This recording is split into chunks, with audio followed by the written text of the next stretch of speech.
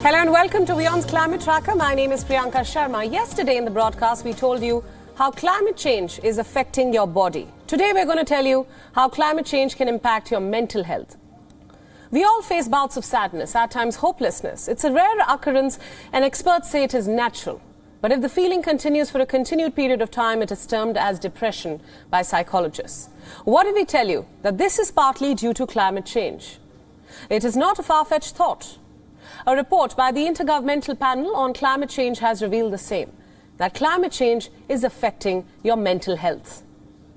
Now, this could happen in two ways. Directly, which means that extreme temperatures could cause stress and impact your day-to-day life.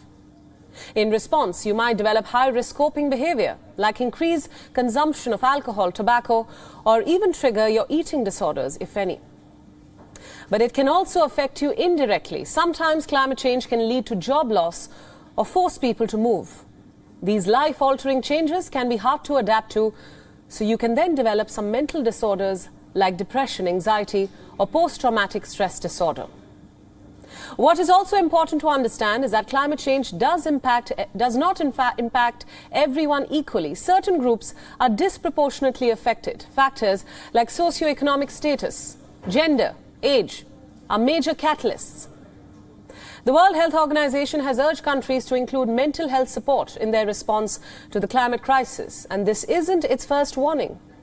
After a detailed study in 2019, the global health body had sent out an advisory, but a 2021 survey shows that the notice fell on deaf ears. Out of 95 countries, only 9 have so far adopted this measure. Amid this alarming statistic, we have some good examples as well.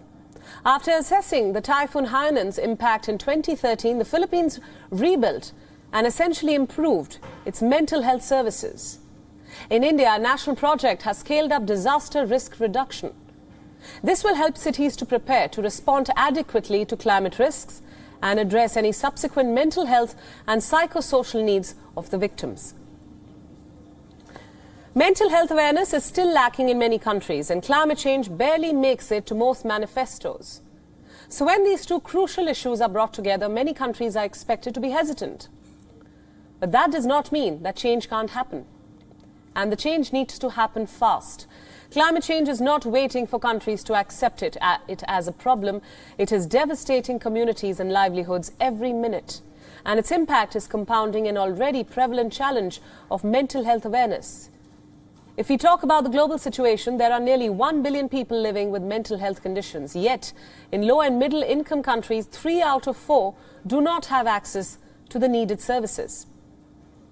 One cannot overlook that the past 2 years have been hard. The pandemic, along with climate change, have left many feeling depressed or anxious. In 2021, people Googled how to maintain mental health more so than ever before. Clearly, they were concerned, and with good reason. This year's statistics are yet to be released, so let's tell you about last year. Depression rose 27% and anxiety 25%. But the good news is that people are now finally seeking help. They are booking therapy sessions, they are talking about mental health. But millions in developing and underdeveloped countries have not taken even the first step of identifying that there is in fact a problem to begin with. And with these regions facing the worst of climate change, it is a dual battle that they will have to fight.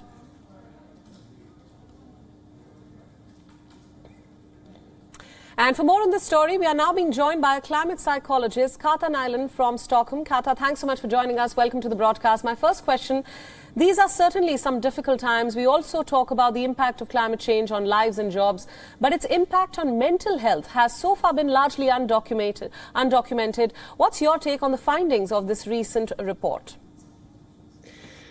Well, the findings are very aligned with my clinical experience as well, that we can see mental health effects both from people that are already affected by climate change, like, for example, PTSD or psychosocial difficulties after storms or after catastrophic weather and so on.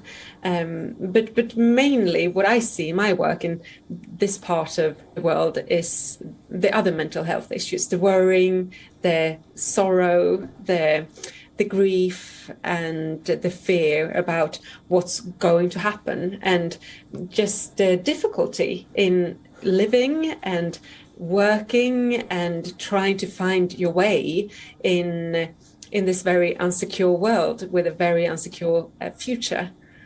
Right. That actually brings me to my next question. You mentioned that people are often worried about what's going to happen. The future looks bleak. This is a bigger problem than we realize. When we look at climate change, we think of floods, drought, wildfires. Yet reportedly, children as young as 6 years are complaining of having climate anxiety. When you interact with individuals and companies, how do you tell them to cope with the same? Well, first of all, we have to understand that climate anxiety or eco-anxiety is not a disease in itself. It's not a mental disease that we need to treat away. The only way to treat eco-anxiety, the only way to make it disappear, is to make the planet be healthier and to see that the climate change is lowering and biodiversity is growing. So mainly your eco emotions, all these sorts of emotions that you get when you're in front of the fact of how disastrous and bleak the future could be, it's not only fear, it's not only anxiety, it's all sorts of emotions. It can be anger, it can be frustration, it can be sorrow, and all these sorts of emotions, they are a sign that tells you to act and to do something about it. Right. So when I work with individuals, groups or companies, what we're trying to find is the action. And the more collective the action is and the more resilient it is, the better it goes to, the easier it is to cope with these emotions. So you can have the emotions. Emotions are never wrong. Emotions are never dangerous. It's just physical responses that your body does to you. But it's easier to cope with them if you also do something that's together with other people that is meaningful. It can be for a school to work on local resilience together with all the other students and the teachers. It can be for a company to actually gain high impact change towards a more sustainable world and be a part of that. Absolutely. Kata, thank you so much for all those inputs, and thanks for joining us with your insights on WION World is One. WION World is One is now available in your country. Download the app now and get all the news updates on the move.